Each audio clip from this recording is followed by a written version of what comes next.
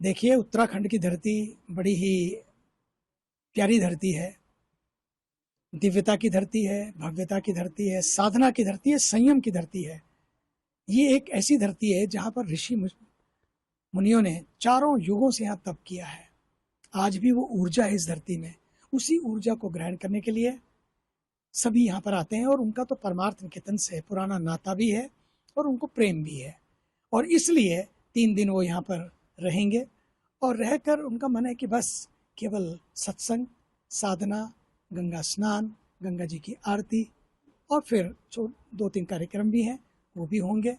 और क्योंकि menstrual hygiene day भी है कल, उसके लिए भी एक कार्यक्रम हम लोग करेंगे। सभी धर्मों के लोग होंगे, उसमें सब लोग उसको कैसे अपनी कांग्रेगेशन को, कैसे अपने समाज को नारी शक्ति के लिए बहुत ज़रूरी है और उसको मेंस्ट्रुअल हाइजीन के दिवस को मुझे लगता है कि मौन तोड़कर, चुप्पी तोड़कर मुखर होना होगा। शर्म नहीं, ये गौरव का विषय है, ये समझना होगा समाज को।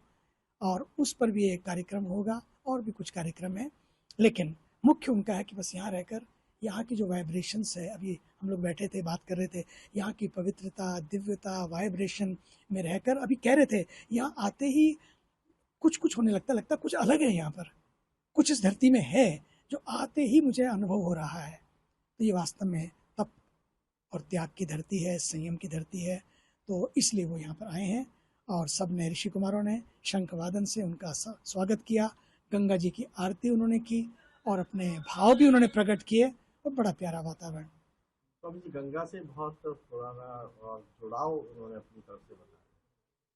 इसलिए क्योंकि उनका तो जन्म ही गंगा के तट पर हुआ, कानपुर से वो हैं, कानपुर में गंगा के किनारे उनका घर था। हम कहते हैं ना छोरा गंगा किनारे वाला, ये तो हमारे राष्ट्रपति गंगा किनारे वाले ऐसे प्यारे राष्ट्रपति हैं और सात्विक हैं, सरल हैं, सादगी है जीवन में।